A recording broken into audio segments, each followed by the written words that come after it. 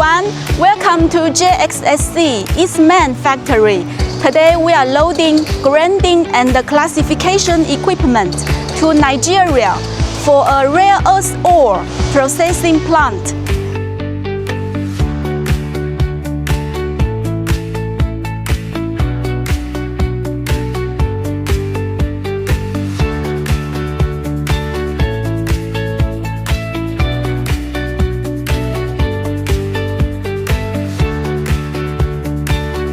This is a very heavy-duty ball mill.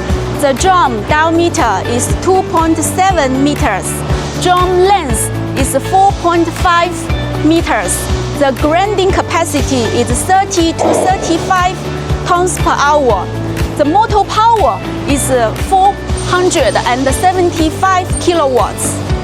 Here is our FG-30 spiral classifier.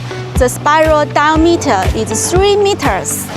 It works with the ball mill to form a closed grinding circuit to ensure the discharge size to be 17 to 80%, passing 200 mesh.